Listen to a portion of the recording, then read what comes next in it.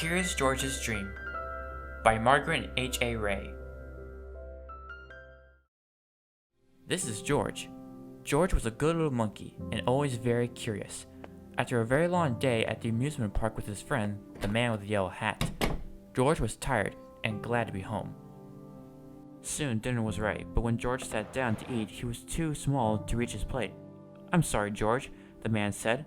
"I forgot to fix your chair." He put a large book on George's chair, and George climbed up. As he sat on the book that was set on his chair, George thought about his day. All day long he has been too small. Your hands are too little to hold these baby bunnies, The manager of the petting zoo told him. "I'm sorry, Said the man operating the carousel. I cannot let you on. You need a grown-up to ride with you." Maybe next year. Said the man taking tickets at the roller coaster. But after a good meal and a good dessert, George began to feel better. When the desserts were finished, the man said, "George, I have a surprise for you," and they went into the living room. The surprise was a movie. George was glad to watch a movie. That was something he was not too small to do. George was enjoying the movie, but it has been a full day and now he had a full stomach. Soon he could not keep his eyes open. The next thing George knew,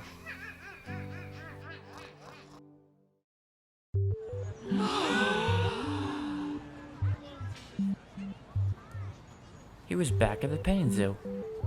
But this time something was different. The petting zoo was very small. In fact, everything was small. George looked around, then he looked at himself. Maybe everything wasn't so small after all. He thought maybe he was big. Uh-oh, this is not right, thought George. Then he remembered the bunnies. Why, he was not too small to hold a bunny now. He was not too small to do anything.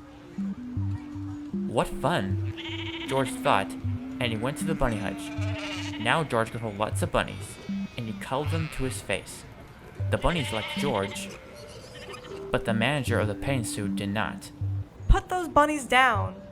You'll scare them. You're too big. George didn't want to scare the bunnies. He put them down and turned to go. Then George saw the roller coaster. He was curious. Was he big enough to ride it now?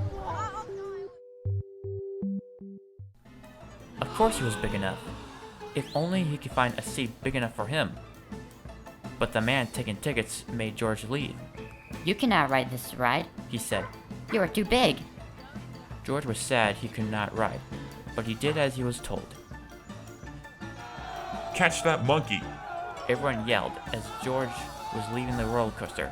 He's dangerous!" People in the park became frightened. They began to run. They ran in all directions, but mostly they ran away from George.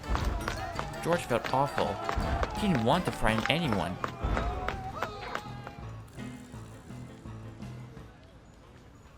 He just wanted to hide. But where could he go? He was too big to fit anywhere. Then George saw the carousel. He wouldn't need a grown-up to get on with him this time. But this time George wished he had a grown-up with him. He wished his friend were here. George sat on the carousel feeling lonely. Suddenly, someone called his name. "George! George!" It sounded like the man with the yellow hat. Could his friend be here to take him home? George heard his name again. It was his friend. George wanted to jump into his friend's arms, but the man with the yellow hat was too small. How could he ever take George home now? George! The man called his name again. George! George! "George," he said, "wake up. It's time for bed. You fell asleep watching the movie." George looked at his friend. Why, he wasn't small after all. He looked at himself. He was not big. Now George can jump into his friend's arms, and that is what he did. As the man with the yellow hat tucked him in, George was happy to be in his little bed.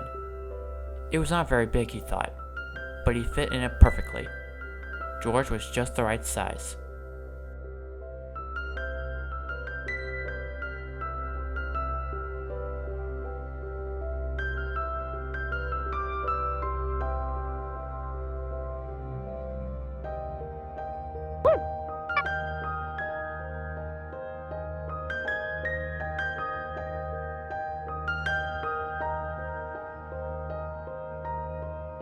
Woo!